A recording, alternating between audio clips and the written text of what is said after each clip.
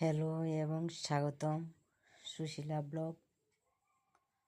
তো দেখুন, আমি মাছ দিয়ে এইভাবে পাতলা ঝোল, বেশি পাতলাও না বেশি ঘনত্ব না, এইভাবে আমি মাছের রেসিপিটা বানালাম। তো অবশ্যই আপনারা সঙ্গে থাকুন এই রেসিপিটা দেখার জন্য। তো দেখতে থাকুন।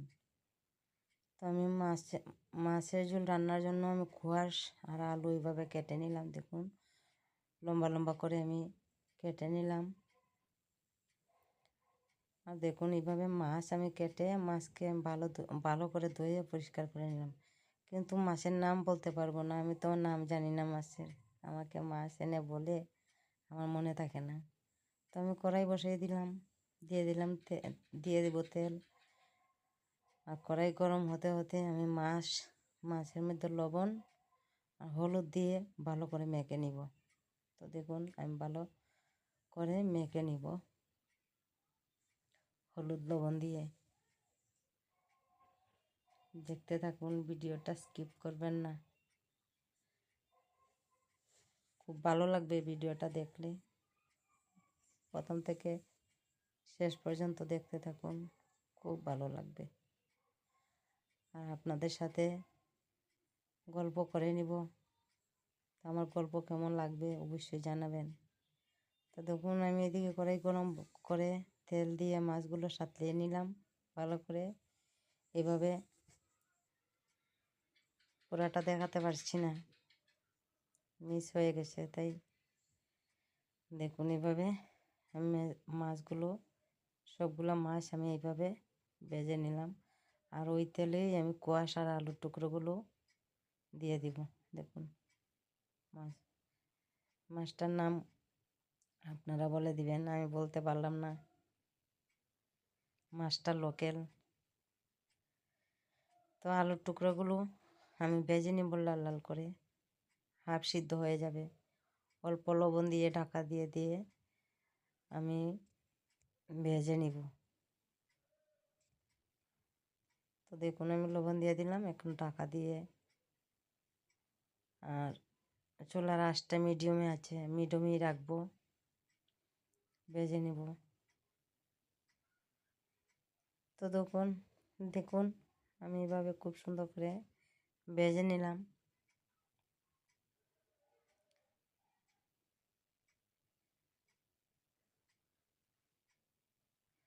ভেজে নেওয়ার পর আমি তুলে নিব। আমার ভাজা হয়ে গেছে, আমি তুলে নিব। এই কড়াইতেই আমি আরেকবার তেল দিয়ে পেঁয়াজটাকে ভেজে নিব।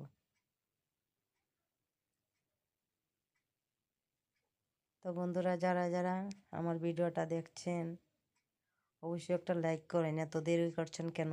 একটা লাইক করে দেন। লাইক কমেন্ট করলে উৎসাহ বাড়ে ভিডিও বানানোর জন্য। আপনারা উৎসাহটা বাড়িয়ে দেন, তো বুঝতে পারবো আমার রান্নাটা আপনাদের কেমন লাগে। কমেন্ট করলে বুঝতে পারবো।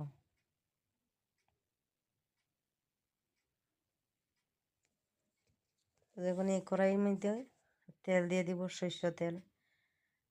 আমি নিরামিষ রান্না করলে, ঠাকুরের জন্য রান্না করলে আমি সানফ্লাওয়ার তেল দিয়ে, এমনি ইঞ্জিন তেল দিয়ে আমি রান্নাটা করি। আমার ইঞ্জিন তেল দিয়ে রান্না করতে খুব ভালো লাগে। আর এদিকে আমি তেলটা গরম হতে হতে আপনাদের সাথে শেয়ার করে নিই আমি কি মশলা দিলাম। ধনিয়ার গুঁড়ো আর জিরের গুঁড়ো আর লঙ্কার গুঁড়ো, একটা পেঁয়াজ বাটা। তো আমি জল দিয়ে রাখলাম মশলাটার মধ্যে। কোয়াশ দিচ্ছি তো তাই একটু পেঁয়াজ বেটে দিলাম। কোয়াশ থেকে অনেকটাই জল ছাড়বে, তাই পেঁয়াজটা বেটে দিলাম। বেশি পাতলো তো আরেকবার ভালো লাগে না। তো দেখুন, আমার কড়াইয়ে তেলটা গরম হয়ে গেছে, আমি দিয়ে দেবো একটা পেঁয়াজ কুচি। পেঁয়াজটাকে আমি ভালো করে সুন্দর করে লাল লাল করে বাদামি কালারের মতো ভেজে নিব।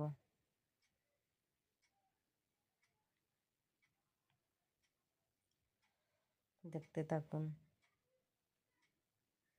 আমি পেঁয়াজটাকে কীভাবে ভাজবো। পেঁয়াজটা একটু ভালোভাবে বাদামি কালার হয়ে আসলে সম্বাসটা দেওয়ার পর দারুণ গন্ধ আসে।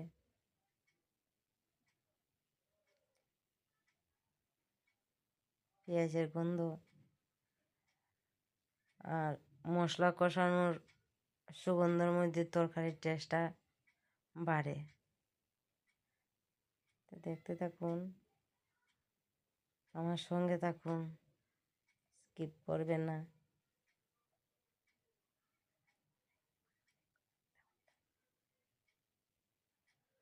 আমার ভিডিও বানানো খুব ভালো লাগে, তাই আমি প্রত্যেক দিনই ভিডিও বানিয়ে দিই। তো দেখুন আমার পেঁয়াজটা লাল লাল করে আমি ভেজে নিলাম, বাদামি কালার মতো করে ভেজে নিলাম। এখন আমি মশলাগুলো দিয়ে দিব।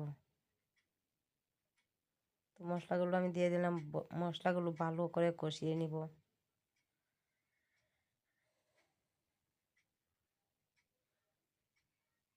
আমার সবজিতে আগে অল্প লবণ দেওয়া আছে, আর আমি প্রত্যেকটা রান্নার মধ্যে আমি আগেই লবণটা দিয়ে দিই। আন্দাজ করতে পারি না ঝোল দেওয়ার পর, তাই আমি আগে দিয়ে দিই। আপনারা আপনাদের সুবিধা অনুযায়ী দিবেন লবণটা। কালারের জন্য একটু হলুদ দিয়ে দিব। তো দেখুন অল্প হলুদ দিয়ে দিলাম। হলুদ দিয়ে আমি ভালো করে কষিয়ে নেব মশলাটা। যতক্ষণ পর্যন্ত তেল না ছাড়বে ততক্ষণ পর্যন্ত আমি মশলা থেকে তেল ছাড়ার আগ পর্যন্ত ভালো করে আমি কষিয়ে নেব।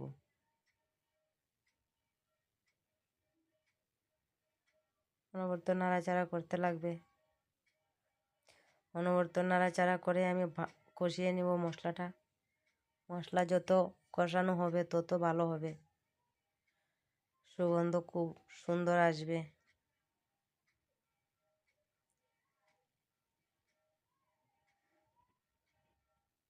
রান্নার তো সবই জানি,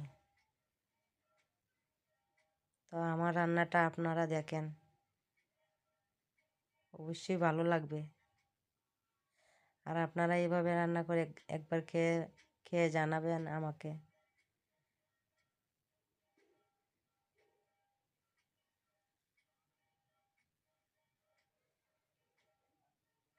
তো দেখুন আমার মশলা কষানো প্রায় হয়ে গেছে, তেল ছেড়ে দিয়েছে, আর একটু কষিয়ে নিব।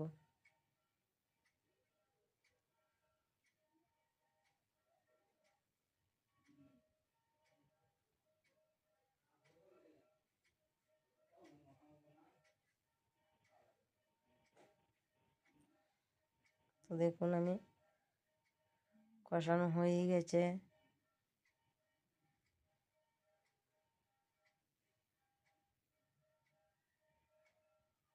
আর আপনাদের রান্নাও আমাকে একটা দেখাবেন, আমি দেখে নিব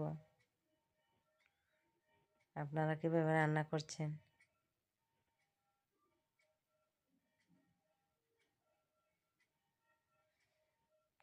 কেউ তো নিজের থেকে শিখতে পারে না, একজনে আরেকজনেরটা দেখে দেখেই শিখতে হয়। দেখুন খুব সুন্দর করে কষানো হয়ে গেছে, মশলা থেকে তেল ছেড়ে দিয়েছে, তেলটা উপর দিকে উঠছে। তাই আমি সবজি আর মাছগুলো আমি একসঙ্গে দিয়ে দিলাম। একসঙ্গে দিয়ে আরেকবার একবার নেড়ে চেড়ে দেব, মশলাটা যাতে সবজির সঙ্গে মিশে। তাই আর একবার দিলাম নেড়ে চেড়ে দিয়ে আন্দাজ করে জল দিয়ে দেবো। আমার সবজি হাফ সিদ্ধ হয়ে গেছে, আর বেশি সময় লাগবে না রান্নাটা করতে, 5 মিনিট রান্না করে নেব, আমার রান্না হয়ে যাবে। তো এই মশলার বাটিতেই আমি জল রাখছি, বাটিটাও দেওয়া হয়ে যাবে, আর মশলাটা এই জলটাও দিয়ে দিলাম। তো আমি জল দিয়ে দিলাম, জল দিয়ে দেখুন আমি 5 মিনিট রান্না করে আসলাম আপনাদের সামনে। তো ভিডিওটা কেমন হয়েছে অবশ্যই জানাবেন। যদি ভালো লাগে সাবস্ক্রাইব করবেন, সাবস্ক্রাইব করলে